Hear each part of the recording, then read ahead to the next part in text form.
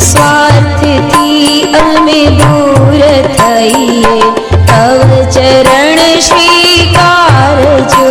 निज स्वार्थथी अमे दूर थईए, तव चरण स्वीकारजो। हे नाथ गुरुवर तव चरणमा हूँ करूँ छु वंदना। हे नाथ गुरुवर तव चरणमा हूँ करूँ छु वंदना।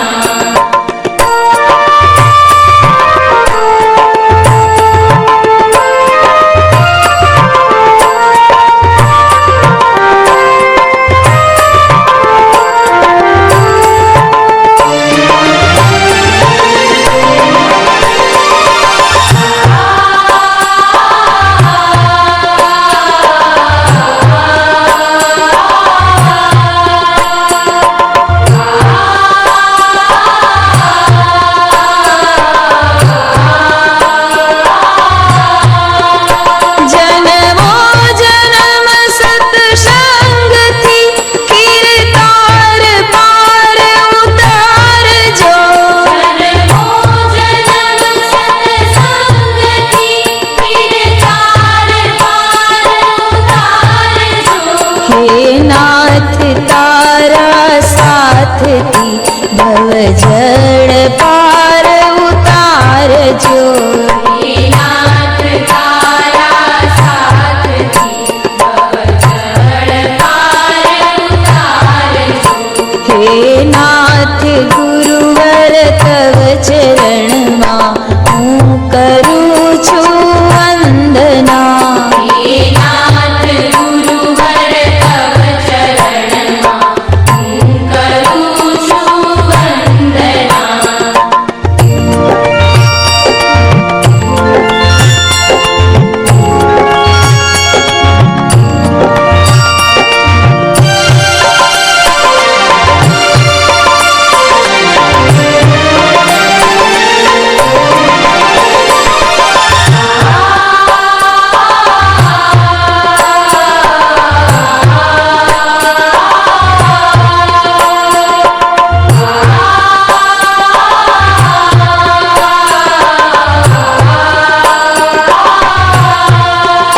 सोहम केरी साधना थी नाथ अमने तारजो। हम तेरी साधना थी नाथ हमने तारजो। बाळहु अबुध આવ્યો द्वारे, हे गुरुवर उगारजो। बाळहु अबोध આવ્યો દ્વારે, હે ગુરુવર ઉગારજો। हे नाथ गुरुवर तव चरणमा हूँ करूँ छु वंदना। हे नाथ गुरुवर तव चरणमा हूँ करूँ छु वंदना।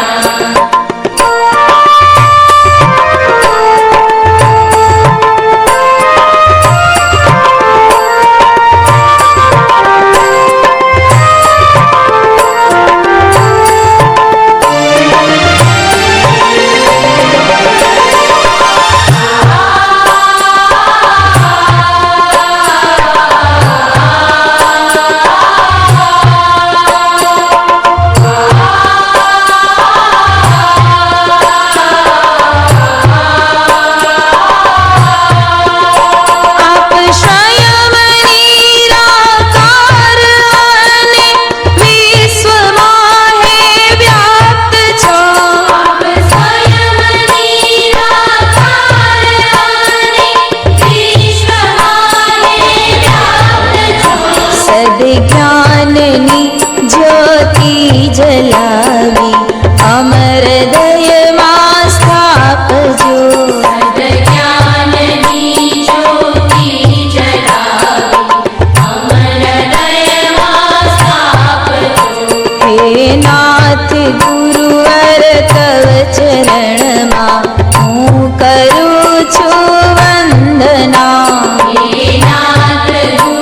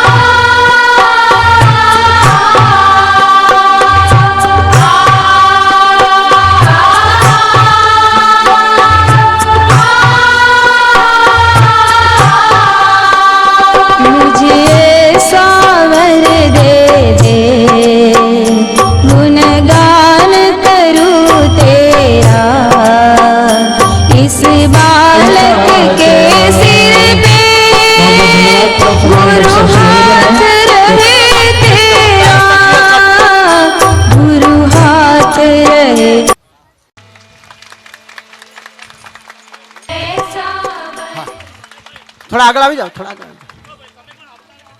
प्लीज बात थोड़ा। जय हो।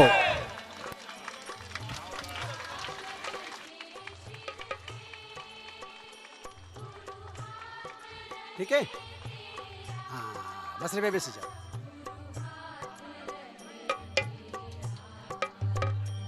आ गामनी जी दीकरी ने हमारी बहन श्री हमारा गेट साथे परम आदरणीय श्रद्धेय डॉक्टर साहब ने स्मृति चिन्ह अर्पण कर से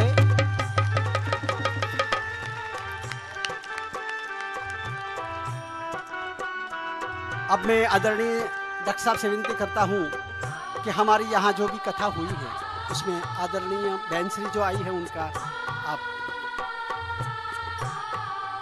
शाल उड़ा के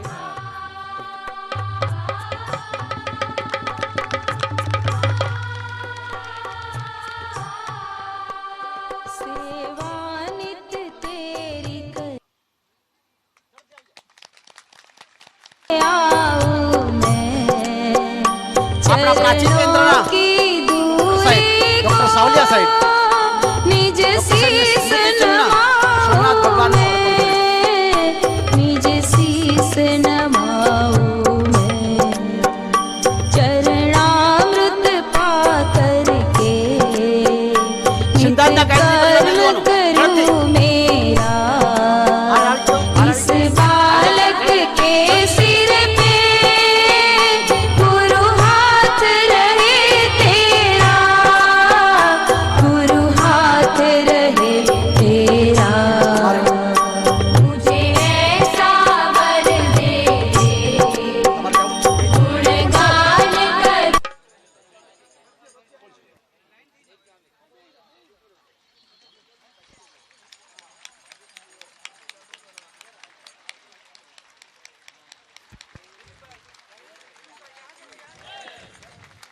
चलिए आ जाइए साहब नीचे। युवा युवा युवा संगठन डॉक्टर साहब, ये हमारा युवा संगठन है यहाँ का, गिर सोमनाथ उपजोन का। अगली हरोड़ में हम आपको 1000 युवाओं की भेंट देने वाले हैं।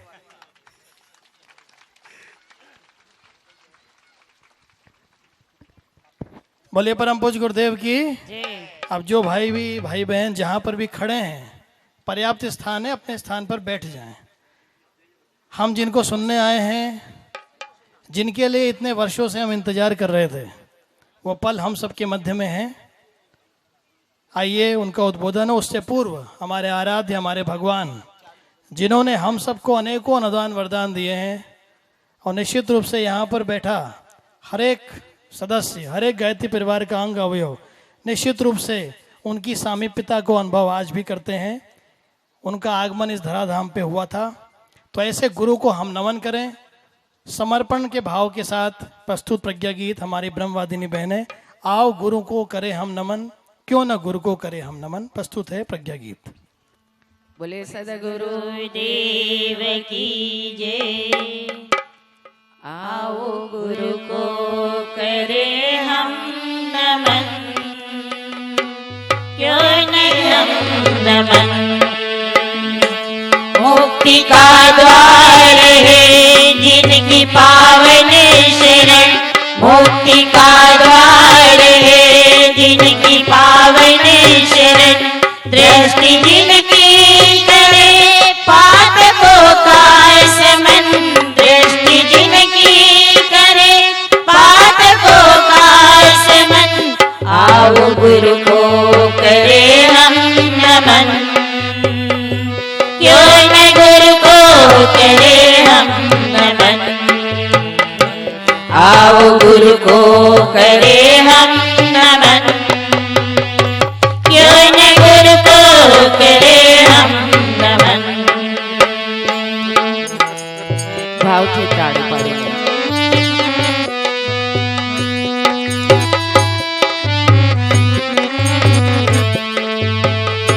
कौन गुरु से बड़ी शक्ति है विश्व में, कौन गुरु से बड़ी शक्ति है विश्व में। कौन गुरु से बड़ी भक्ति है विश्व में, कौन गुरु से बड़ी भक्ति है विश्व में। विष्णु शिव और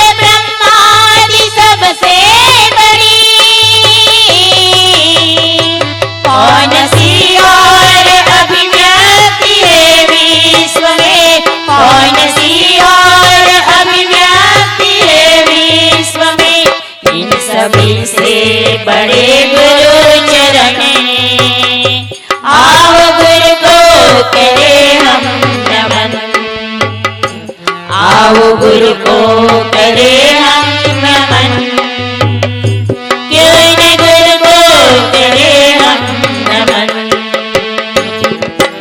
ભાવથી ઉપર હાથ ઉઠાવીને તાળી પાડતા નસીબદાર છે સ્વયં સદગુરુ આવ્યા છે શ્રુંગબેરપુરની અંદર। वेहि भव सिंधु के दिव्य पतवार है, वेहि भव सिंधु की दिव्य पतवार है, करते भव सिंधु से वेहि उद्धार है, करते भव सिंधु से वेहि उद्धार है, प्राण खावी उनको समर्पित किया,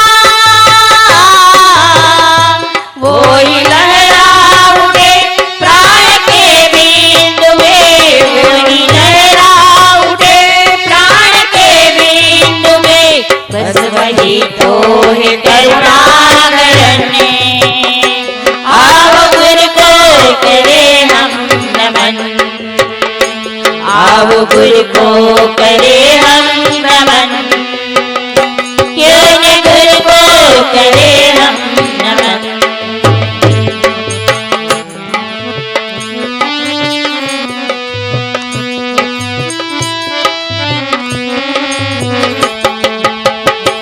सूर्य बन कर हृदय का सघन तम हरे, सूर्य बन कर हृदय का सघन तम हरे, चांद बन कर हृदय शांति से वे भरे, चांद बन कर हृदय शांति से वे भरे, टूट जाए मनोबल हमारा जहां, वे वही प्यार से हाथ सिर पर धरे, वे वही प्यार से हाथ सिर पर धरे, और हे कौन विपदा हरने, आओ गुरु को करे हम नमन, आओ गुरु को करे हम नमन, क्यों न गुरु को करे हम नमन।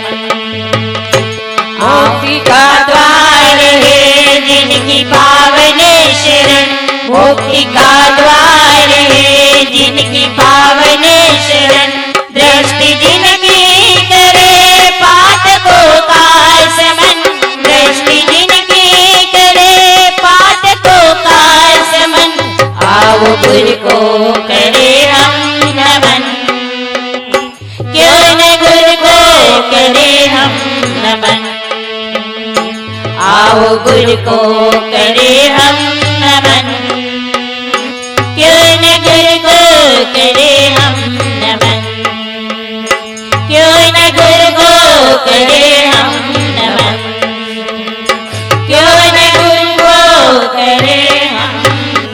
બોલે યુગાધિપતિ महाकाल की जय। પરમ પૂજ્ય ગુરુદેવ માં ભગવતી માં ગાયત્રી પૂજ્ય ડોક્ટર સાહેબ પૂજ્ય દીદીના આપણા સૌના લાડલા પ્યારા ખૂબ ખૂબ રાહ જોતા હતા। એકવાર ભાવથી તાળીથી વધાવી દઈએ, હાથ ઊંચા કરી। 15 કિલોમીટરના એરિયામાં પાણી છે અને આપણે એ પાણીનું કણ કણ આજના દિવસની પ્રતીક્ષા કરતો હતો। એ પ્રાણ પ્રતિષ્ઠામાં બેઠેલા ઋષિઓ એમના આશીર્વાદથી આજનો દિવસ આપણા માટે સંભવ છે। આજે આપણા સૌથી પ્રિય આપણા આધ્યાત્મિક માર્ગદર્શક આદરણીય ડૉક્ટર સાહેબ ડૉક્ટર ચિન્મય પંડ્યાજી આપણી સમક્ષ ઉપસ્થિત છે। એમનો પરિચય આપને વર્ણન કરવાનો હું પ્રયત્ન કરી રહ્યો છું। આપણા માટે આ સૌભાગ્યનો દિવસ છે કે આદરણીય ડૉક્ટર સાહેબ જ્યારે જન્મ થયો ત્યારે ગુરુજીની ગોદમાં એમનું બાળપણ વીત્યું અને માતાજી અને ગુરુજીએ એમને એવા ઘડ્યા કે જેનાથી આજે એ ભારતમાં MBBS કરીને લંડન ગયા અને લંડનમાં એક એવી જગ્યાએ મનોચિકિત્સકની ભૂમિકા નિભાવતા હતા જ્યાં સામાન્ય માણસનું પહોંચવું બહુ જ અઘરું છે અને ત્યાં પહોંચીને એમને મનોચિકિત્સકની એ જગ્યા છોડીને ભારતની પુકારે આપણી સંસ્કૃતિમાં આપણી માનવતા પુકાર રહી છે ત્યાં આવીને આપણને ભારત દેશની અંદર એમને આવીને આધ્યાત્મિક ચિકિત્સકની ભૂમિકા નિભાવી છે. સાથે સાથે દેવ સંસ્કૃતિ વિશ્વવિદ્યાલયના ડૉક્ટર સાહેબ પ્રતિકુલપતિ છે અને એ આપણને બધાને આશ્ચર્ય થશે કે ભારત સરકારની, ભારત સામાજિક સંસ્થાની જેટલી બી પ્રણાલીઓ और ગતિવિધિયા છે દરેક જગ્યાએ ગુરુદેવના વિચારો શ્રદ્ધેય ડૉક્ટર સાહેબના દ્વારા પહોંચી રહ્યા છે. અને ભારતના નહીં પરંતુ વિદેશની યુનેસ્કો, WHO, UN જેવી સંસ્થાઓ જે આપણને ખ્યાલ પણ નથી એવી જગ્યાએ ગુરુદેવના વિચારો આજે પહોંચાડી રહ્યા છે. અને આપણા માટે સૌભાગ્યનો સમય છે આ કે આજે આપણને એમને સાંભળવાનો, એમના વિચારોથી ગુરુદેવને જોડે કનેક્ટ થવાનો આપણને મોકો મળશે. વધારે ના કહેતા શ્રદ્ધેય ડૉક્ટર સાહેબને વિનંતી કરીશું કે આપણને ગુરુજીની ચેતનાથી જોડશે. बहुत धन्यवाद विरल. मित्रों, परम पूज्य गुरुदेव परम वंदनीय माता जी की दिव्य उपस्थिति को साक्षी मानते हुए माँ गायत्री के पावन मंत्र के साथ में अपनी बात को आरंभ करना चाहता हूँ. माँ गायत्री का ये पवित्र मंत्र न जाने कितनी अलौकिक, विलक्षण, ईश्वरीय प्रेरणाओं को लेकर के अवतरित हुआ मंत्र है. अभी हम लोगों को अवसर मिला परम पूज्य गुरुदेव के नाम से एक द्वार का अनावरण करने का. 3 महीने के अथक परिश्रम के बाद, अनेकों लोगों के अगाध समर्पण के आधार पर एक ऐसा द्वार यहाँ पर प्रतिष्ठित हो पाया जिसको देखने के लिए अनेकों लोग अनेकों स्थान से यहाँ पर वर्षों में आया करेंगे. और उस भूमि पर उपस्थित हो पाने का सौभाग्य हमको मिला. आज जब इस द्वार का अनावरण हम लोग कर रहे हैं तो वो जो द्वार है वो एक उस प्रेरणा को लेकर के आया द्वार है जो सही पूछें तो गायत्री मंत्र का आधार भी है. गायत्री मंत्र भी यही याद दिलाता है कि मनुष्य का जीवन एक द्वार की तरह से हमको मिलता है, एक सौभाग्य की तरह से हमको मिलता है, एक संभावना की तरह से हमको मिलता है. एक ऐसी संभावना के रूप में मिलता है जहाँ पर जीवन यदि गलत दिशा में चला जाए, सोच विकृत हो जाए, भावनाएं दूषित हो जाए, सोचने का तरीका, कर्म का तरीका, भावनाओं का तरीका, ये सब यदि गलत दिशा में मुड़ जाएं तो फिर व्यक्ति को दुष्ट, पापी, अपराधी बनते वक्त लगता नहीं. और उसी मनुष्य के जीवन में एक संभावना ये भी है कि यदि चिंतन प्रकाशित हो, भावनाएं उदार हो, जीवन का उद्देश्य ऊंचा हो, तो उसी मनुष्य को हम लोग ऋषि बनते, मुनि बनते, संत सिद्ध महात्मा बनते, महापुरुष महामानव बनते देख सकते हैं. नीचे गिर गए तो पशु बन जाते हैं, ऊपर उठ गए तो परमात्मा कहते हैं. नीचे गिरने पर अंगुलीमाल बनने की यात्रा है और ऊपर उठने पर बुद्ध बनने की यात्रा है. और उन दोनों ही संभावनाओं को लेकर हम में से हर व्यक्ति धरती पर आता है. गायत्री का मंत्र याद दिलाता है कि हम उस संभावना का चयन करें जो हमारे जीवन को उन्नति की ओर, उत्थान की ओर, उत्कर्ष की ओर लेकर के जाती है. एक शब्द हम लोग बोलते हैं गायत्री के मंत्र में, भर्गो देवस्य धीमहि. और वो जो देवस्य शब्द है वो सही पूछें तो बड़ा प्यारा शब्द है. शास्त्रों में कहा गया कि उसी के अंदर देवत्व की भावना जन्म ले पाती है जो अपने अंदर 3 गुणों को धारण करता है. देवो दानदवा, दीप दानदवा, द्युस्थिते भवतिवा. 3 गुण यदि किसी के पास हैं तो उसके अंदर देवत्व का आगमन होता है. कौन कौन से 3 गुण? देवो दानदवा, देने की भावना, देने का अधिकार, देने की शक्ति, देने की सामर्थ्य, देने का बल अनेकों के पास होते हैं, पर देने की भावना विरलों के पास होती है. देना बहुत लोग चाहते नहीं और देने की संभावना हर एक के पास होती नहीं. जिसके पास देने की भावना आ गई उसके अंदर देवत्व का जागरण हो जाता है. संत तुकाराम की कथा आती है. छोटी सी झोपड़ी में रहते थे. उनकी परीक्षा लेने के लिए भगवान शिव आए, भगवान विष्णु आए. पहले भगवान विष्णु ने द्वार खटखटाया, अंदर आ जाएं. तुकाराम ने कहा हमारी झोपड़ी छोटी है, इसमें एक व्यक्ति लेट सकता है, 2 बैठ सकते हैं. आपको बैठने में तकलीफ नहीं हो तो अंदर आ जाइए. आ गए. भगवान विष्णु, तुकाराम दोनों घुटने मोड़ करके बैठ गए. छोटी सी झोपड़ी थी. आधी रात गुजर गई. थोड़ी देर के बाद भगवान शिव आए, दरवाज़ा खटखटाया, अंदर आ जाएं. तुकाराम ने कहा आ जाइए, पर हमारी झोपड़ी छोटी है, इसमें एक व्यक्ति लेट सकता है, 2 बैठ सकते हैं, 3 खड़े हो सकते हैं। आपको खड़े होने में तकलीफ नहीं हो तो अंदर आ जाइए। भगवान शिव आ गए, भगवान विष्णु आ गए, तुकाराम, तीनों के तीनों खड़े हो गए। पूरी रात गुजर गई। रात गुजरने के बाद दोनों भगवानों ने अपना असली स्वरूप तुकाराम को दिखाया। दिखा करके बोले कि तुकाराम, हमारी दृष्टि में तुम देवता हो। तुकाराम ने कहा, मैं कैसा देवता हूँ, मेरी तो झोपड़ी बहुत छोटी। भगवान बोले, झोपड़ी छोटी होगी तुकाराम, पर तुम्हारा दिल बहुत बड़ा है। जिसका दिल बड़ा होता है वो देवता हो जाता है। गायत्री का मंत्र कहता है कि यदि व्यक्ति का दिल बड़ा हो गया, भावनाएं उदार हो गई, देने की भावना आ गई, तो उसके अंदर देवत्व का पहला गुण आ जाता है। दूसरा गुण दीपदान अदवा, जहाँ पर है वहाँ पर दीपक की तरह से प्रकाश को बिखेरे, सकारात्मकता को, पॉजिटिविटी को लाए। जीवन में दूसरों को निराश करने वाले तो अनेकों हैं। आप उनके पास जाइए, वो आपको बताएंगे कि ये काम कैसे नहीं हो सकता है। ऐसे बताने वाले तो बहुत लोग हैं जो आपके जीवन के उत्साह को ठंडा करना जानते हो, जो आपकी जीवन की गति को थामना जानते हो, जो आपको आगे बढ़ने से, ऊपर उठने से रोकना जानते हो। ऐसे लोग जिंदगी में आपको हजारों मिलते हैं, पर कोई एक बिरला मिलता है जो आपको जीवन में आगे बढ़ाना, ऊपर उछालना जानता है, जो आपको ये बताता है कि आपके अंदर संभावना क्या है, जो आपको ये बताता है कि जीवन का उद्देश्य क्या है, जो आपको ये बताता है कि जीवन में सकारात्मकता आती कैसे है। और जो ये प्रतीक बन जाता है प्रकाश का, सकारात्मकता का, ऊपर उठने का, अच्छा करने का, आगे बढ़ने का, वो आपके जीवन में देवत्व को लाने का माध्यम बनता है। गायत्री का मंत्र कहता है, देने की भावना आए, जीवन में प्रकाश को बिखेरने की भावना आए, सकारात्मकता को अच्छा करने की भावना आए, और द्युस्थिते भवति वा, जहाँ बैठ गया वहीं पर वो अपने स्वर्ग का निर्माण कर लेता है।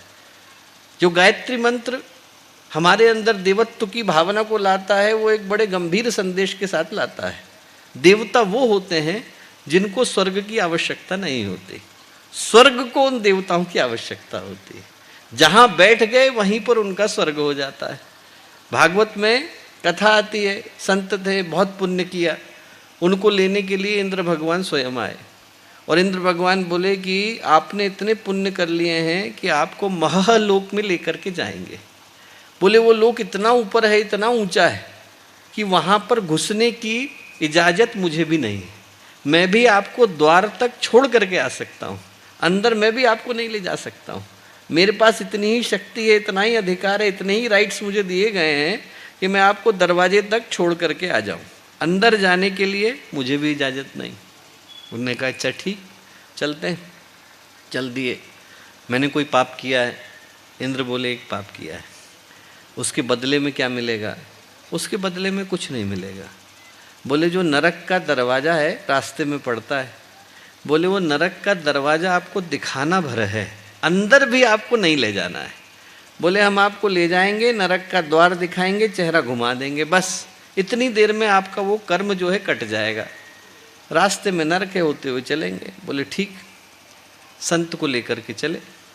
जैसे ही लेकर के चले, नरक का द्वार आया, उनने उनको वहाँ पर खड़ा किया और खड़ा करते से ही घुमाया।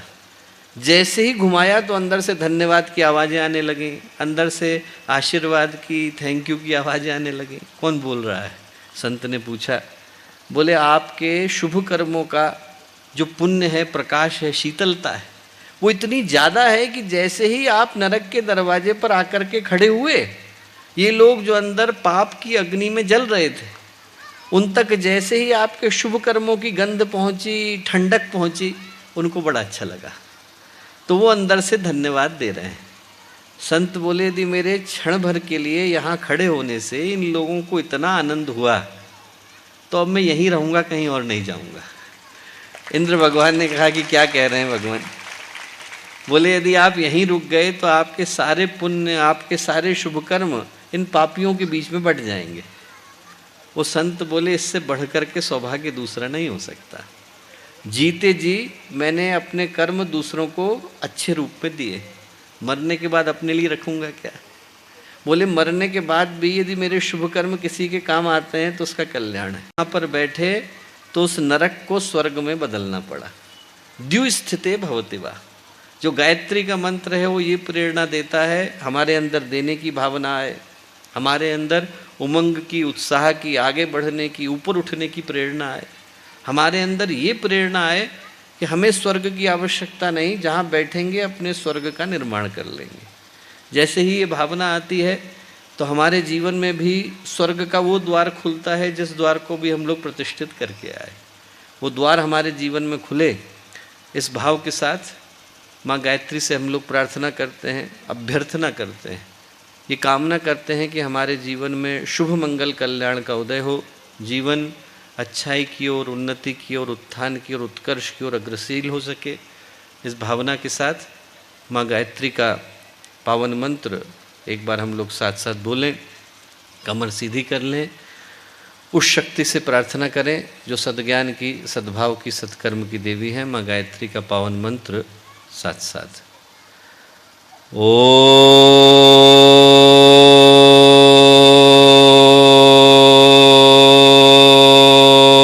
भूर्भुवः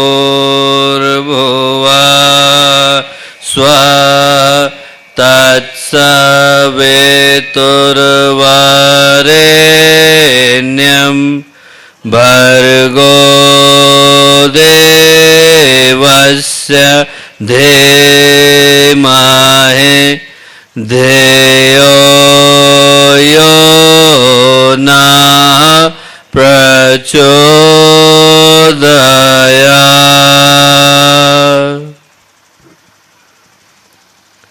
परम पूज्य गुरुदेव परम वंदनीय माता जी के दिव्य संरक्षण में सौराष्ट्र की ये पावन भूमि, द्वारिका की पावन भूमि, सोमनाथ की पावन भूमि, गिरनार की पावन भूमि, इस पवित्र भूमि पर आज जब हम लोग एक बड़े ही उत्कृष्ट अवसर पर उपस्थित हैं, सौभाग्य का क्षण है।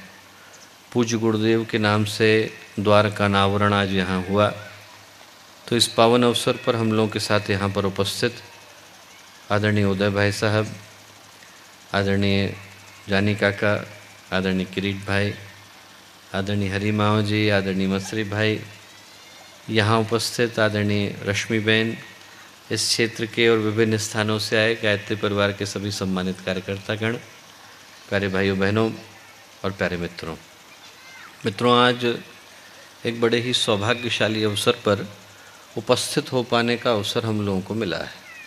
और जब जीवन में ऐसा सौभाग्य का क्षण आता है, ये स्मरण दिलाता आता है, ये याद दिलाता आता है कि हमें हमारे जीवन में किसी नई सौभाग्यशाली यात्रा को प्रारंभ करने की आवश्यकता है, तो वो दिन सही पूछें तो एक प्रश्न को, एक पुकार को लेकर के आता है।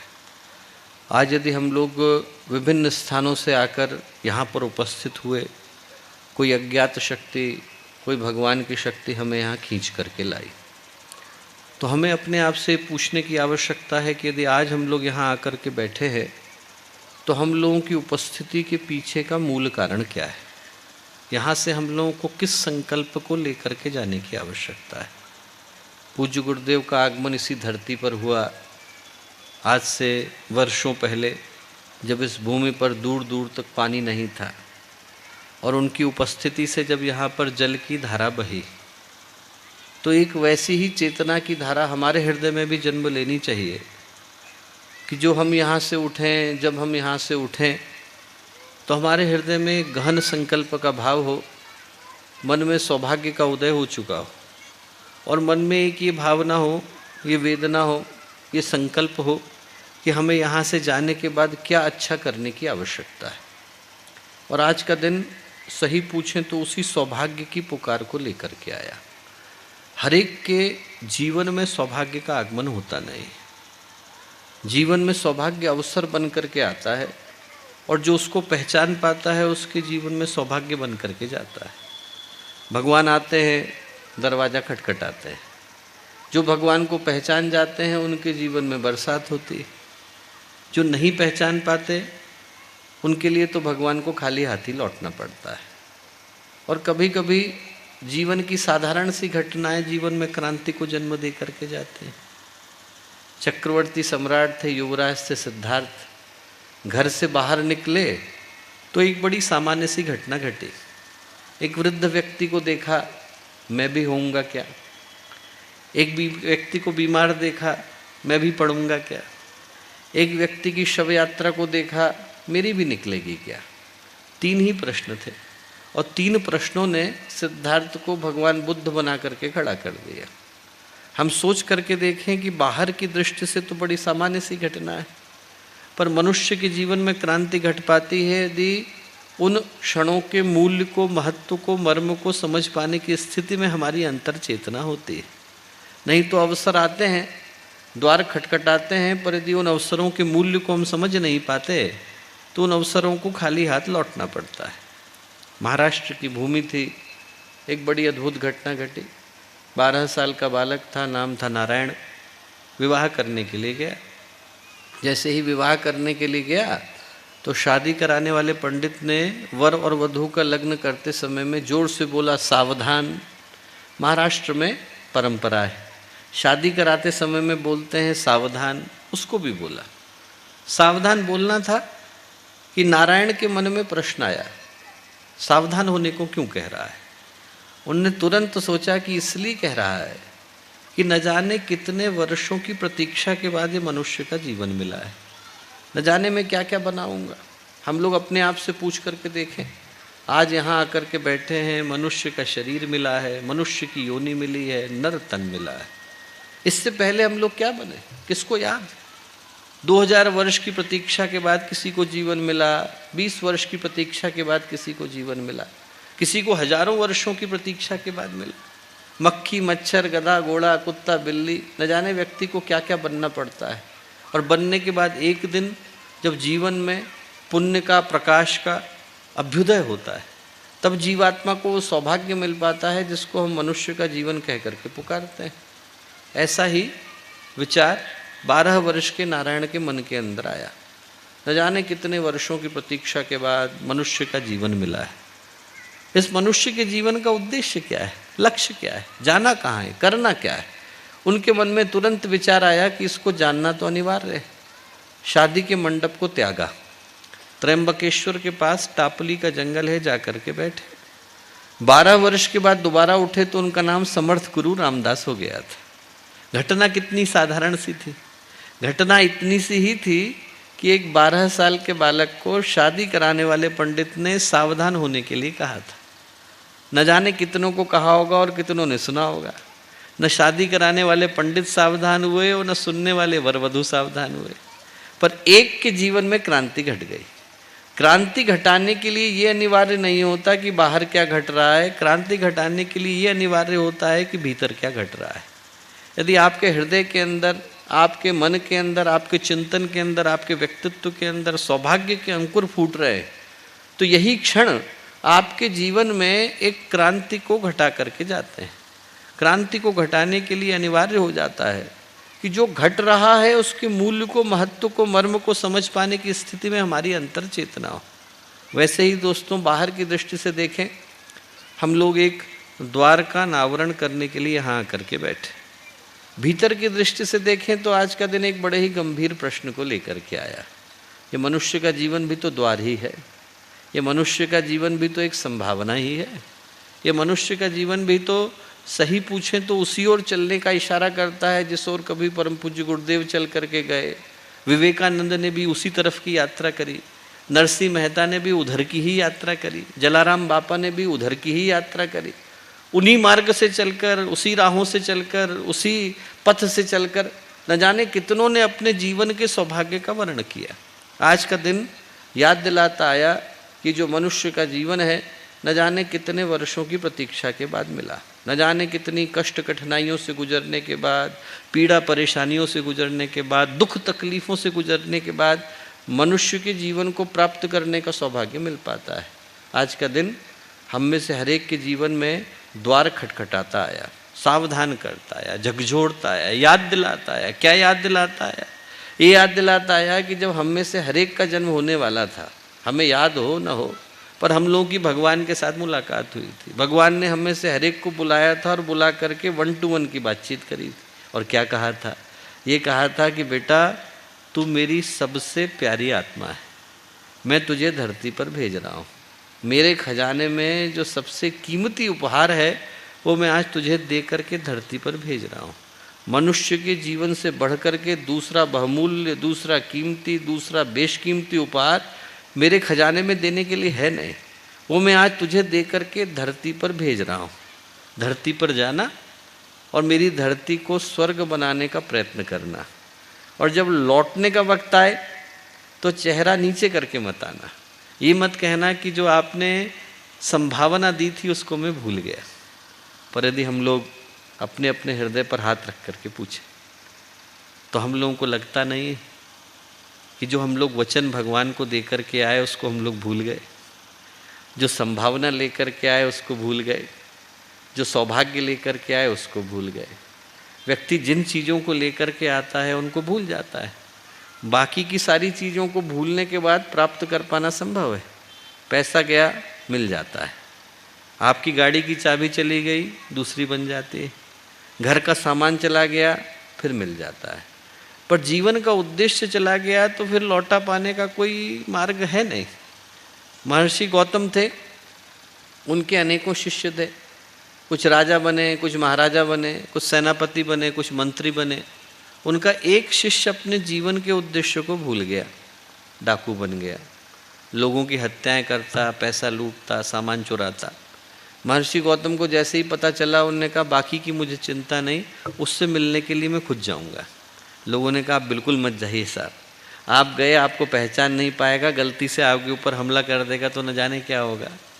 महर्षि गौतम ने कहा इसीलिए मिलना ज़्यादा जरूरी है। गए, पूर्णिमा की रात थी। पूर्णिमा की रात में जैसे ही वो गए वैसे ही उनके शिष्य ने, जो अपने जीवन का उद्देश्य भूल गया था, डाकू बन गया था, उसने दूर से देखा कि कोई आ रहा है। उसने देखा कि ये कौन है जो मुझे देख करके डर नहीं रहा है, इसके मन में मेरे प्रति कोई डर की भावना नहीं, भयभीत नहीं हो रहा है। तुरंत अपनी तलवार को लेकर के वो अपने गुरु को मारने के लिए भागा, और जैसे ही भागा और पास जाकर के उसने तलवार उठाई, खड्ग उठाई, खड्ग को उठाना था, सामने पूर्णिमा के प्रकाश में देखा कि गुरु खड़े। हाथ की तलवार छूट गई, सिर झुक गया, आंखों से आंसू बहने लगे। गुरुदेव आप क्यों आए? मुझसे यदि अभी भयंकर अपराध हो जाता तो मैं क्या करता? गलती से आपका वध हो जाता तो मैं कहाँ जाता, किसको मुंह दिखाता? महर्षि गौतम बोले बेटा मेरा वध हो जाता उसकी मुझे चिंता नहीं थी, जो तू अपना वध करके बैठा है उसके लिए मैं ज़्यादा चिंता तू। बाकी की सारी चीज़ें चली गई तो परवाह नहीं, जीवन का उद्देश्य चला गया तो उससे बढ़कर के भूल जिंदगी में दूसरी हो नहीं सकती। जो आज का दिन है वो याद दिलाता आया कि मनुष्य का जीवन न जाने कितनी प्रतीक्षा के बाद, पुरुषार्थ के बाद, प्रयत्न के बाद, न जाने कहाँ कहाँ भटकने के बाद इंसान को नसीब हो पाता है। उस जीवन के सौभाग्य का स्मरण हमारे जीवन का प्रथम और मूल धर्म हो जाता है। ये याद दिलाने के लिए आया कि मनुष्य के जीवन से बढ़कर के दूसरा महत्वपूर्ण क्षण और कीमती उपहार हमारे जीवन में दूसरा आ नहीं सकता है। गीता में जब गीताकार भगवान कृष्ण के विराट रूप को देखते हैं, एकादश अध्याय आता है और बड़ा सा भगवान का विराट रूप आता है, तो गीताकार के मुंह से निकलता है दिव्य सूर्य सहस्रस्य। इतना प्रकाश भगवान के अंदर था जितना सहस्रों सूर्य के एक साथ उदय होने पर निकलता है। उस प्रकाश के अंश को लेकर आप में से प्रत्येक आत्मा धरती पर आई। ईश्वर अंश जीव अविनाशी, ऐसा कहते हैं उपनिषद, कहते हैं शृण्वन्तु विश्वे अमृतस्य पुत्रा ये धामानि दिव्यानि तस्तु। अरे सुनो तो सही, अमृत के पुत्र हो, परमपिता के पुत्र हो, प्रकाश के पुत्र हो, विधाता के पुत्र हो, ऐसी कोई दुनिया की ताकत नहीं जो तुम्हारे कदमों को रोक पाने की सामर्थ्य रखती हो। उस शक्ति को लेकर, उस संभावना को लेकर हर वो व्यक्ति जो यहाँ आकर के बैठा अपने जीवन में उसी बीज को लेकर के आया, जिसको अपने परमात्मा कहा, भगवान कहा, ईश्वर कहा, सर्वशक्तिमान कहा, पुरुषोत्तम कहा। वो सारी की सारी संभावनाएं हम में से हर एक के अंदर जो यहाँ आकर के बैठा है उसके जीवन में बीज रूप में विद्यमान है। जो आज का अवसर है वो यही याद दिलाता आया, यदि बनना ही है तो व्यक्ति भगवान बने, यदि बनना ही है तो अपने अंदर के देवता को जगाए, यदि जगाना ही है तो अपने अंदर की उस संभावना को जगाए जिसको जगा लेने के बाद जीवन में और कुछ पाना शेष नहीं रह जाता है। यदि उठना ही है तो व्यक्ति हिमालय की तरह से उठे, गड्ढा बन करके किसको मजा आता है? यदि जीवन को जीना ही है तो आदमी श्रेष्ठता के साथ जिए, शुभ के साथ जिए, कल्याण के साथ जिए, उद्देश्य के साथ जिए, एक संभावना और एक सौभाग्य के साथ जिए। जो आज का दिन है वो याद दिलाता आया कि हम में से प्रत्येक के अंदर जीवन को उसी सार्थकता के साथ जीने की संभावना, संकल्प के साथ जीने की संभावना, सौभाग्य के साथ जीने की संभावना विद्यमान है। और आज का दिन उसी संभावना को याद दिलाता आया। दुर्भाग्य क्या है? दुर्भाग्य है दोस्तों कि व्यक्ति को हीरा मिलता है और व्यक्ति कंकड़ की तरह से उठा करके फेंक देता है। मनुष्य का जीवन मिला, प्रतीक्षा के बाद मिला, न जाने कितने वर्षों के भटकने के बाद मिला, और उसकी कीमत को व्यक्ति जान ही नहीं पाता। गुरुदेव ने कहानी लिखी है। कहानी क्या लिखी? प्रज्ञा पुराण में एक व्यक्ति था, गांव में रहता था, और गांव में रहते रहते एक संत आए, उनकी बड़ी सेवा करी। संत ने कहा कि ऐसा है बेटा, जिस गांव में तू रहता है इसके बगल से नदी गुजरती है, नदी के किनारे करोड़ों पत्थर पड़े हैं, इन पत्थरों में से एक पत्थर पारस का पत्थर है, तू यदि ढूंढ ले तो तेरे जीवन में एकदम सौभाग्य की वर्षा हो जाएगी। मुझे मिल जाए, उसके मन में आया, पर कैसे मिले? दिखने में सारे पत्थर एक जैसे हैं, कैसे पता चले कि इनमें से कौन सा पारस का पत्थर है, कौन सा सामान्य पत्थर है? तो उसने एक नियम बनाया। नियम क्या बनाया? रोज़ सुबह सुबह अपने बाएं हाथ में लोहे का बुरादा लेकर के निकलूँगा, पत्थरों को उठाऊँगा, बुरादे में घिसूँगा। सोना बन गया तो ठीक, नहीं बनेगा तो इस पत्थर को उठा करके पानी में फेंक दूंगा, ताकि दोबारा उसी पत्थर को न उठाना पड़े। नियम तो बहुत अच्छा था, उद्देश्य विदा हो जाता है। ऐसा ही उसके साथ हुआ। हफ्ते भर तक तो याद रहा, पत्थर को उठाना है, बुरादे में घिसना है, पानी में फेंकना है। क्यों उठा रहे हैं, क्यों घिस रहे हैं, क्यों पानी में फेंक रहे हैं, एक हफ्ते तक याद रहा। एक हफ्ते के बाद आदत पड़ गई, रूटीन बन गया। सुबह सुबह जाना है, पत्थर उठाना है, बुरादे में घिसना है, पानी में फेंकना है। क्यों? भूल गया। हफ्ता चला गया, महीना चला गया, 1 साल चला गया, 10 साल चले गए, 20 साल चले गए। एक दिन पत्थर उठाया, बुरादे में घिसा, पानी में फेंका, 200 मीटर आगे बढ़ा और देखा कि वो बुरादा सोने में बदल गया था। हाथ का पारस का पत्थर चला गया था। वो जो पारस का पत्थर है वो हमारे मनुष्य का जीवन है। यदि आपको विवेकानंद बनना है, गुरुदेव बनना है, कोई भी सिद्ध संत महात्मा बनना है, तो बनने के लिए यही अवसर मिला है। न जाने किस दिन वो पारस का पत्थर मिलेगा और पानी में चला जाएगा। न जाने किस दिन भगवान चेकआउट का नोटिस भेज देगा, बहुत दिन रह लिए, खाली करो, तो व्यक्ति को पता भी नहीं, जाने का वक्त आ जाएगा। जो आज का दिन है वो याद दिलाता आया कि हीरा, जिस हीरे को हम ढूंढ रहे हैं, वो मनुष्य का जीवन ही है। और वो हीरा तभी सौभाग्य को प्राप्त करता है जब उसकी कीमत को हम जान पाते हैं। हीरे की कीमत कब पता चलती है? जब जौहरी के हाथ में लगता है। सिर्फ हीरा होना काफ़ी नहीं, हीरे का जौहरी के हाथ में लगना भी जरूरी है। नहीं तो वही कोहिनूर का हीरा था, पड़ा हुआ था मिट्टी के अंदर 20 वर्ष तक, तो जिसके घर में पड़ा हुआ था उसको पता भी नहीं था कि ये क्या है। उसके बच्चे उससे गिट्टी घिसकान खेला करते थे, इधर से उधर पत्थर की तरह से फेंका करते थे। 20 वर्ष के बाद पता चला कि अरे हमारे घर में तो हीरा है, और उस हीरे की उसको कोई कीमत नहीं मिली। हीरा तभी मूल्य का होता है जब वो जौहरी के हाथ में लग पाता है। एक संत की कहानी आती है कि उनके बहुत सारे लोग शिष्य बनना चाहते थे, उनने बाकी सबको नहीं बनाया। 20 वर्ष की प्रतीक्षा के बाद उनके घर में जो बच्चा सफाई करता था, उनने उसको अपना उत्तराधिकारी बनाया। लोगों ने कहा, अरे इतने बड़े बड़े ज्ञानियों को छोड़कर आप एक छोटे से बच्चे को, अनपढ़ को अपना उत्तराधिकारी बना रहे हैं। उनने कहा, नहीं, इसके अंदर कुछ खास बात है। 20 वर्ष गुजर गए। 20 वर्ष के बाद जो वो गांव का बच्चा था, छोटी सी जगह से आया था, वो भारत का सबसे बड़ा विद्वान बना। लोगों को भरोसा नहीं हुआ, उसको स्वयं को भरोसा नहीं हुआ। वो अपने गुरु के पास गया, उनके चरणों में गिर गया, बोले, आपने मेरे अंदर क्या देखा जो इतनी बड़ी जिम्मेवारी मुझे दी? उनके गुरु हंसे और बोले, एक काम कर, एक हीरा दिया। बोले, तू शहर में जाना और 4 लोगों से इसका नाम पूछ के आना। सब्जी वाले से पूछना, लोहार से पूछना, कपड़े बेचने वाले से पूछना और जौहरी से पूछना, और आकर के मुझे बताना कि उनने क्या बोला। बोले ठीक। गया, लौट करके आया, क्या कहा? बोले, सब्जी वाले ने कहा कि 50 रुपये दूंगा। लोहार ने क्या कहा? 100 रुपये दूंगा। कपड़े बेचने वाले ने क्या कहा? 150 रुपये दूंगा। जौहरी ने क्या कहा? बोले, जौहरी ने कहा, पूरी दुकान बेच दूंगा, तब भी इस हीरे को खरीद नहीं सकता हूँ। उनके गुरु बोले, हीरे की कीमत जानने के लिए व्यक्ति का जौहरी होना जरूरी होता है। हम हीरे बने कि नहीं बने इसकी कीमत कहाँ से पता चलेगी? जब गुरु के हाथ में लगते हैं। जब गुरु के हाथ में लगते हैं, गुरु के हाथों में संवरने का, तराशने का अवसर मिल पाता है, तो जीवन का मूल्य निकल करके आता है। जीवन का पहला सौभाग्य यदि मनुष्य जीवन की कीमत समझ में आ जाए, व्यक्ति को ये समझ, ये बोध, ये चेतना आ जाए कि मनुष्य का जीवन मिला क्यों, और वो सौभाग्य और शतगुणित हो जाता है यदि उसमें गुरु का हाथ लग जाए, सिर पर उनका साथ लग जाए। जीवन में प्रगति वही कर पाता है जिसके ऊपर गुरु का हाथ और ईश्वर का साथ होता है। भारत में बड़े प्रतिष्ठित व्यक्तित्व हुए, रामकृष्ण परमहंस, आपने नाम सुना होगा। उनसे मिलने के लिए केशव चंद्र सेन गए। तो केशव चंद्र सेन जो थे उस समय के बड़े ही प्रसिद्ध विद्वान थे। आज ही उनकी कहानी में रास्ते में आते हुए पढ़ रहा था। गवर्नर की उपाधि उनको मिली हुई थी। उनके जो दादाजी थे राम गोकुल सेन, वो उस समय में सर विलियम जोन्स के सहपाठी हुआ करते थे, ऑक्सफोर्ड में जाने वाले भारत के पहले विद्वान। तो वो बहुत ही ज़्यादा उनकी प्रसिद्धि थी, उनसे मिलने के लिए लोग दूर दूर से आते थे। रामकृष्ण परमहंस से मिलने के लिए गए तो उनके साथ उनके 200 सहयोगी गए, उनके 200 स्वयंसेवक गए।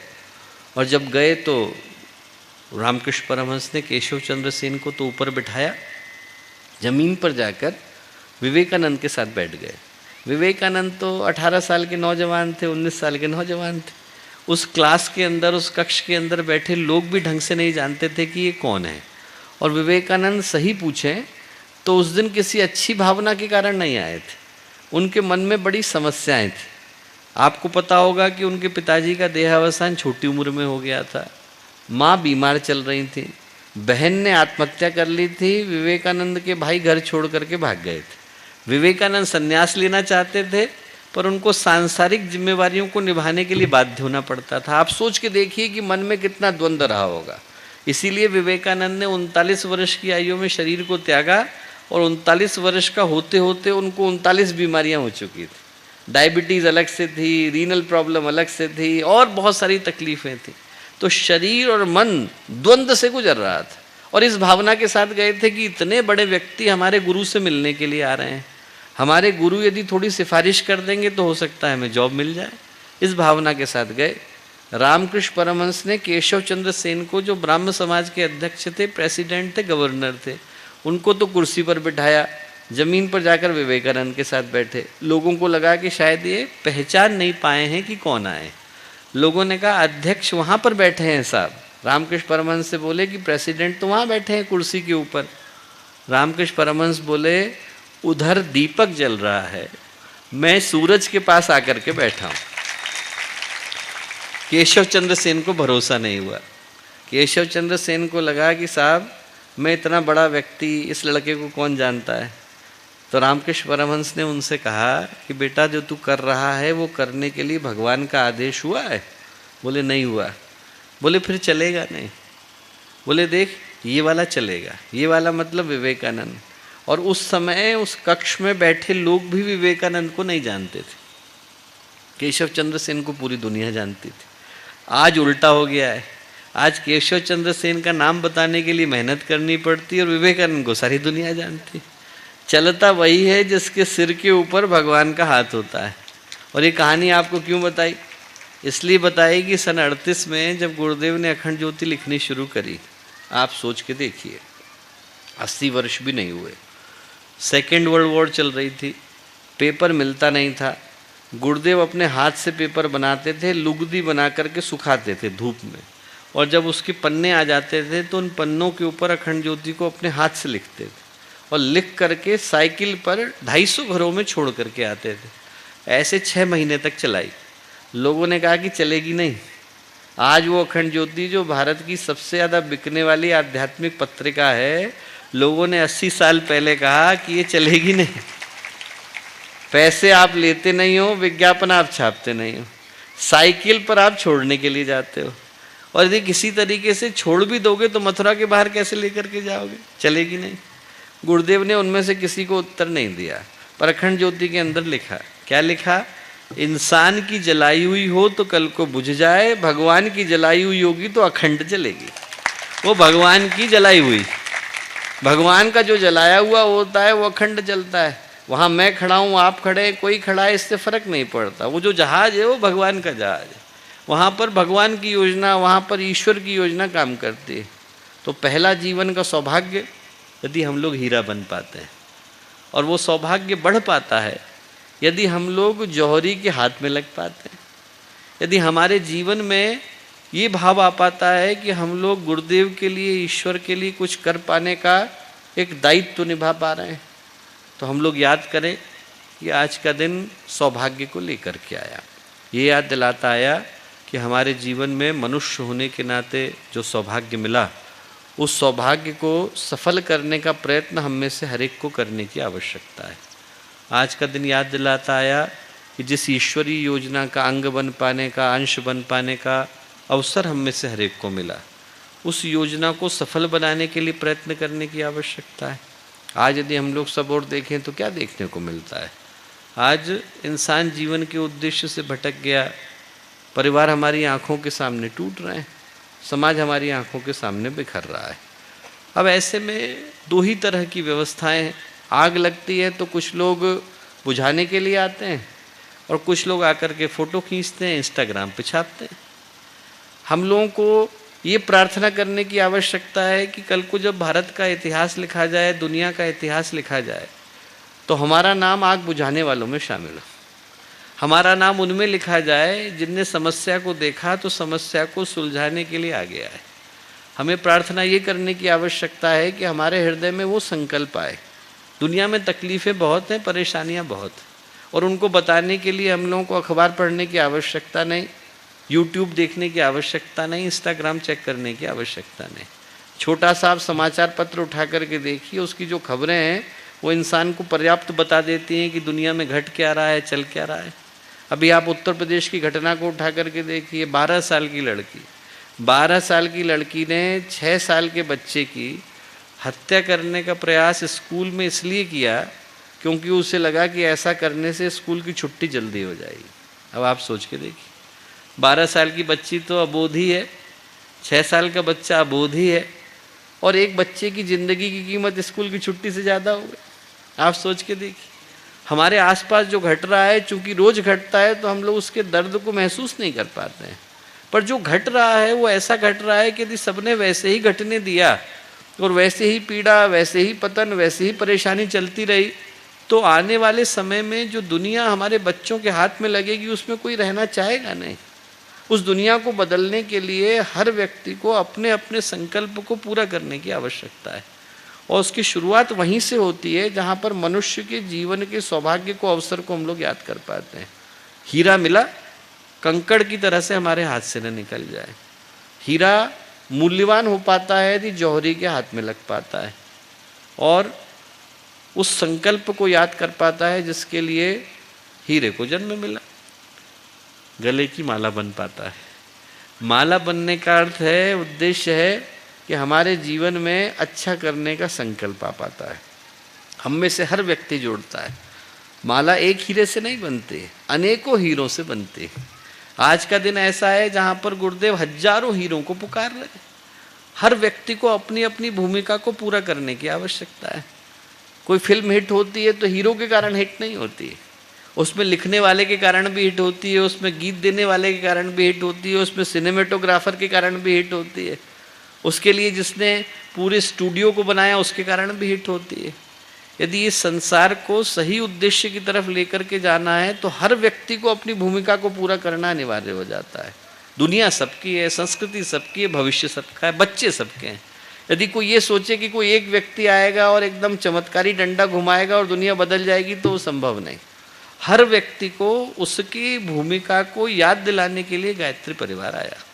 गुरुदेव ने जो उद्देश्य दिया वो यही दिया कि हर व्यक्ति अपने अंदर छुपे भगवान को, देवता को याद कर सके और उसको उस सौभाग्य की तरफ प्रशस्त कर सके। इधर चलने में मनुष्य के जीवन में कल्याण का उदय हो पाता है। एक छोटी घटना सुना करके बात को समाप्त करूंगा। घटना जो है एक राज्य की है। राजा थे, राजा से उनके मंत्री ने आकर के बोला कि राजा साहब, आपके राज्य के अंदर 20,000 लोग रहते हैं, राजा ने कहा कि यदि सभी 20,000 लोग अच्छा अच्छा काम करें तो कितना अच्छा हो, हमारा राज्य जो है स्वर्ग में बदल जाएगा। मंत्री बोले बिल्कुल बदल जाएगा।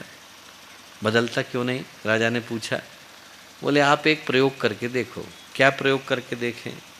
बोले आप एक काम करो, हर व्यक्ति से कहो कि आपके राज दरबार के सामने जो कुंड है उस कुंड के अंदर हर व्यक्ति रोज आकर के एक एक लोटा दूध डाले, सुबह तक भर जाएगा। भरेगा कि नहीं? 20,000 लोग डालेंगे तो कुंड भर जाएगा। राजा ने कहा बिल्कुल भर जाएगा। घोषणा करा दी, मुनादी पिटवा दी, हर व्यक्ति को अपने अपने घर से क्या लाना है? एक एक लोटा दूध लाना है। सुबह आकर के देखेंगे, कौन देखेंगे? राजा साहब कुंड भरा कि नहीं। सुबह राजा साहब गए देखने के लिए हमारा कुंड भरा कि नहीं। देखा पूरा का पूरा सूखा, उसमें एक भी बूंद दूध नहीं। कहाँ गया? पता कराया गया। पता चला कि हर व्यक्ति ने सोचा कि 19,999 लोग तो हैं दूध डालने वाले, मैं अकेला नहीं डालूंगा तो किसको पता चलने वाला है। ऐसे ही दुनिया नहीं बदलती। दुनिया नहीं बदलती क्योंकि हर व्यक्ति सोचता है कि वो 8 खरब लोग तो हैं बदलने वाले, मैं अकेला नहीं बदला तो किसको पता चलने वाला है। इतने सारे लोग बदल गए तो दुनिया अपने आप बदल जाएगी। उसको बदलने के लिए हर व्यक्ति का एक लोटा दूध अनिवार्य हो जाता है।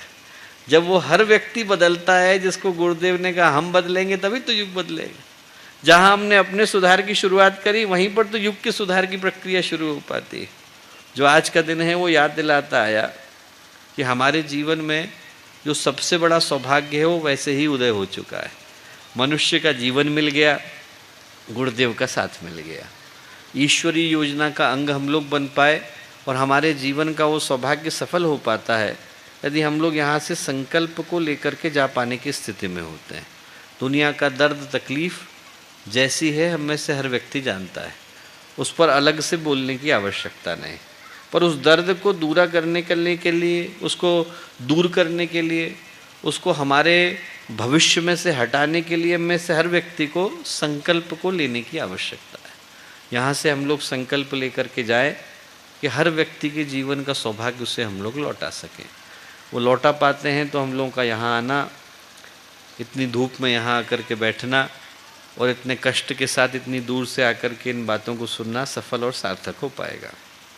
आप सबको बहुत सारी शुभकामनाएं, बहुत सारी मंगल कामनाएं।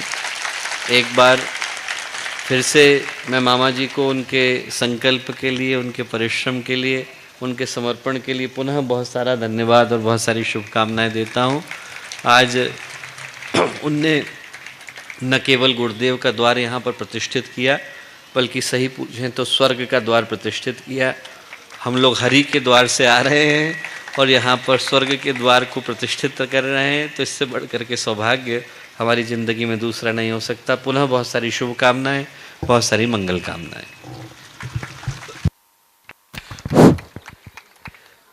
खूब खूब आभार चिन्मय जी आपनो।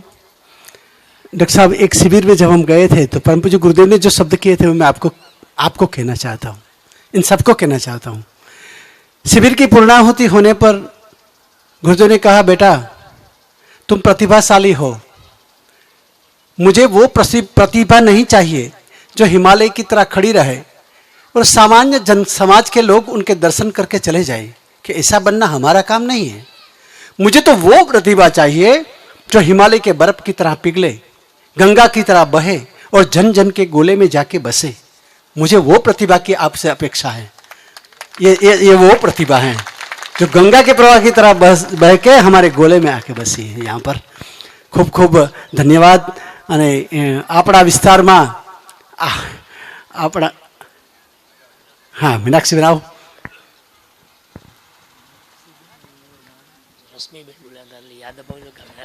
हाँ हाँ, ये मीनाक्षी बेन है, रश्मि बेन है, दोनों एक ही जैसी लगती है।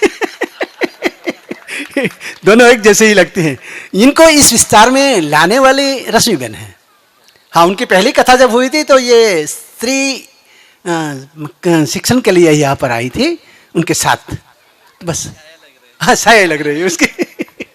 तो आज खूब खूब આપણે એમનો આભાર માનીએ છીએ અને આપણા બધા જ વતી હું આદરણીય ચિન્મયજીને વિનંતી કરું છું કે આ અમારો વિસ્તાર, એ વિસ્તારમાં આપ અવારનવાર આવો, અમારું સંગઠન છે, એ સંગઠન ગાયત્રી પરિવારનું આપ જુઓ. છેક જૂનાગઢથી માંડીને ગીર સોમનાથ જિલ્લાથી માંડીને દીવ જિલ્લા સુધીમાં અમારું ગીર સોમનાથ ઉપઝોન आपके लिए कार्य कर रहे हैं. आइए अंत में आदरणीय डॉक्टर साहब श्री हरि सिंह डोडिया जी को और मसरी भाई को यहाँ देवी स्थापना का चित्र और गंगा जल दे रहे हैं. अश्विन भाई जानी से और उदय भाई साहब से भी निवेदन है, कृपया वही मंच पे आ जाएं. मसरी काका तमें आइए. आप सभी परिजन अपने स्थान पर वही बैठे रहेंगे. ये बहुत ही पावन अवसर है. देवाशीष भाई तैयार रहिए. माँ गंगा का पावन जल और देवी स्थापना का चित्र गायत्री परिवार सिंगार जी को परम सम्मानित डॉक्टर साहब प्रेषित कर रहे हैं. उदय भाई साहब एक इधर आ जाओ. ओम भूर्भुवः स्वः तत्सवितुर्वरेण्यं भर्गो देवस्य धीमहि धियो यो नः प्रचोदयात्. बहुत बहुत धन्यवाद. मीनाक्षी बहन और उनकी टीम को भी परम सम्मानित डॉक्टर साहब देवी स्थापना का चित्र यहाँ पर दे रहे हैं. मनोज भैया कृपया. उदय भाई साहब आप सबके बीच यहाँ कथा करने के लिए वो यहाँ पे पधारे हैं, उनको भी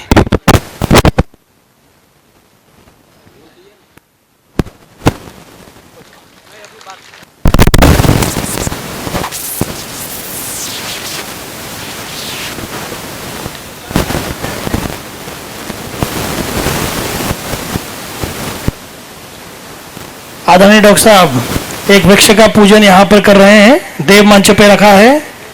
देव मंच पे रखे वृक्ष का यहाँ पूजन परम सम्मानित रूप से यह वृक्ष फलदार बनेगा और आप सभी को, इस गांव के पूरे लोगों को छाया देगा. आप सभी अपने स्थान पर बने रहिए. अभी ओम भूर्भुवः स्वः तत्सवितुर्वरेण्यं भर्गो देवस्य धीमहि धियो यो नः प्रचोदयात्. कृपया मंच खाली करते रहें. मनोज भाई, पूर्वांग भाई, बोलिए परम पूज्य गुरुदेव की. वृक्ष लगाएंगे, धरती माता को हरी चूर्ण उड़ाएंगे. पर्यावरण बचाना है, वृक्ष लगाना है. हम यहाँ से बोलेंगे पर्यावरण बचाना है, हमको वृक्ष लगाना है. क्या बोलेंगे? हमको वृक्ष लगाना है. पर्यावरण बचाना है, पर्यावरण बचाना है, पर्यावरण बचाना है. सभी को अपने जन्मदिन, विवाह दिन में एक वृक्षारोपण अवश्य करना है. आइए कार्यक्रम का यहाँ पे समापन हो रहा है. आप सभी परिजन अपने स्थान पर बैठे रहेंगे. परम सम्मानीय डॉक्टर द्वार की धरती पर आप सभी आए. परम पूज्य गुरुदेव के गुरुद्वारे में आप सभी का हार्दिक स्वागत है, अभिनंदन है.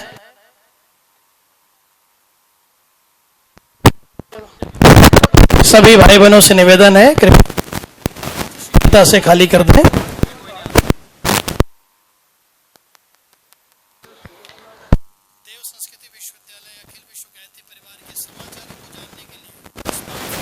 पास से हाथ उठाइए. स्मार्टफोन, उसमें YouTube खोल के शांति कुंज वीडियो गायत्री परिवार को सब्सक्राइब करिए. अखिल विश्व गायत्री परिवार के कार्यक्रमों को सीधा प्रसारण आप देख सकते हैं. आइए दोनों हाथों से गुरु सत्ता को नमन करें, जिनकी कृपा से आज का ये कार्यक्रम अनंताय सहस्रमूर्तये सहस्रपादाक्षि शिरोर्भावे सहस्रनामे पुरुषाय शाश्वते सहस्रकोटि युगधारिणे नमः. सहस्रकोटि युगधारिणे नमः. अभी सभी भाई बहन दोनों हाथ जोड़ करके अपने स्थान पर बैठे रहेंगे. परम सम्मानीय डॉक्टर साहब आप सभी के मध्य में अभी प्रस्थान करेंगे. समय निकाल करके आप सभी उत्तराखंड में हरिद्वार स्थित अखिल विश्व गायत्री परिवार का मुख्यालय शांति कुंज अवश्य पहुंचे. शांति कुंज में 9 दिवसीय साधना सत्र, 1 महीने का युग शिल्पी सत्र प्रतिवर्ष चलता है. तो हमारे कोडिनार के संयोजक श्री हरि सिंह डोडिया जी से आप बातचीत करके उस सत्र को अवश्य करें.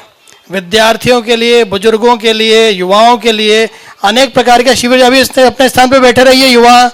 युवा साथी अपने स्थान पर थोड़ी देर के लिए और बैठ जाएं. बोलिए हम बदलेंगे, हम सुधरेंगे. बोलिए परम पूज्य सद्गुरुदेव की, परम वंदनीय माता जी की, भारत माता की, भारतीय संस्कृति की. हम बदलेंगे. अभी 21वीं सदी की गंगोत्री में आप सभी का हार्दिक स्वागत, अभिनंदन. स्वागत, अभिनंदन, स्वागत, अभिनंदन, स्वागत, अभिनंदन, स्वागत, अभिनंदन.